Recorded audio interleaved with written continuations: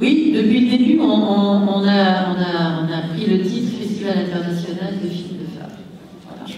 Et depuis le début, et ça a commencé plutôt d'ailleurs du côté des Allemandes et des Québécoises, les programmes, un petit peu les Françaises, mais elles n'étaient pas si nombreuses que ça au départ. Il y avait bien sûr Agnès Varda, Marguerite Duras, Chantal Akerman, il faut vraiment ne pas l'oublier, très importante. Elle était très précoce, Chantal Akerman, dans son cinéma, parce que le Jeanne Dielman, c'est quand même 77 ou 78, je ne sais plus la date, mais c'est Nicole, je ne sais plus la date.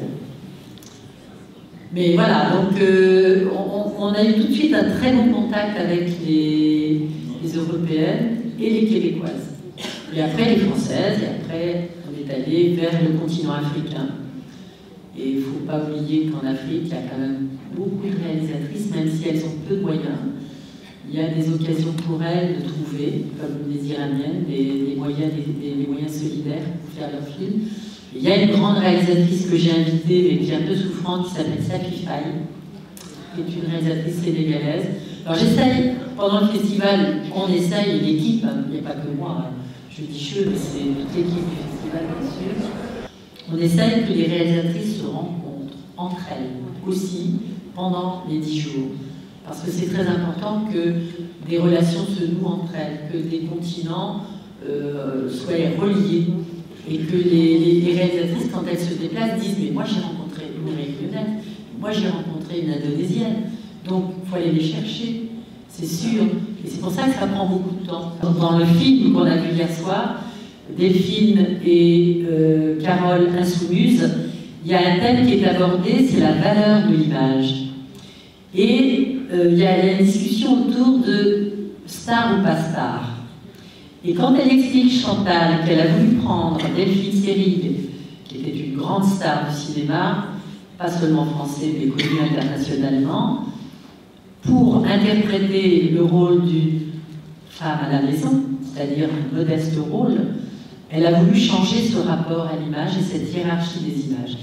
Et je trouve que cette formulation-là, pour moi, depuis les débuts où ce festival me tient à cœur, c'est une référence. C'est-à-dire, je pense qu'elle a montré une voie, Chantal, et d'autres, hein, Marguerite Duras probablement aussi, de casser la hiérarchie des images et d'inverser cette hiérarchie pour mettre en valeur des femmes modestes, jouées par de grandes actrices. Et tout d'un coup, on oublie Delphine Seyrig, mais on voit cette femme, et on la voit. Et c'est parfois ce que je dis dans ma critique des grands festivals, c'est que je trouve qu'ils ne savent pas regarder les films pour déceler où est l'intérêt des films. D'autres questions? Et la danse dans tout ça? Ah, le spectacle de Karine.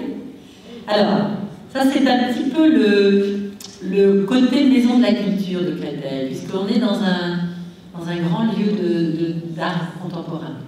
Il faut savoir que le festival, quand il a démarré en 79 à Sceaux, était dans un centre culturel déjà.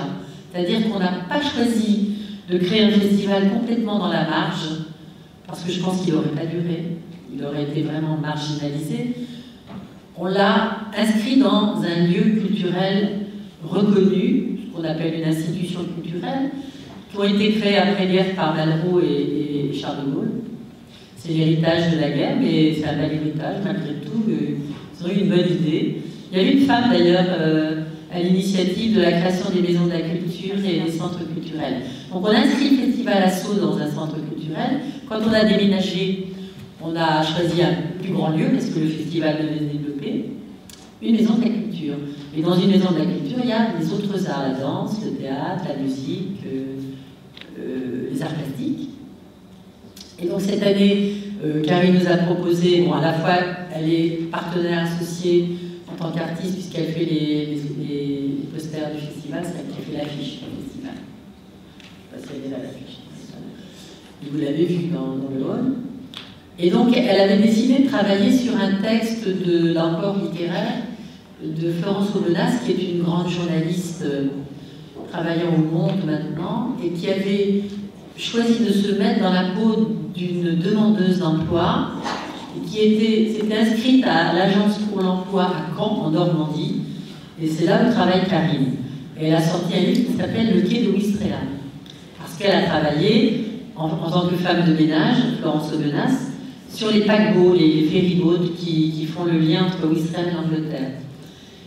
Et donc cette expérience, elle l'a traduite dans un livre, un peu comme il y avait un Allemand qui avait fait ça, qui s'était fait passer pour un Turc et qui avait connu la situation raciste en Allemagne contre les Turcs. Et il avait écrit un bouquin. Et il y avait eu d'ailleurs une expérience aux États-Unis d'un blanc qui s'était fait passer pour un noir, alors maquillage compris, et qui avait pu rendre compte de la situation extrêmement raciste aussi aux États-Unis contre les Noirs.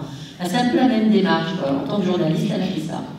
Et Karine a décidé d'adapter un peu librement ce texte parce que le corps est assez présent dans le cinéma des femmes, le corps des femmes, et le corps au travail. Et donc, ça sera un spectacle sur ce thème.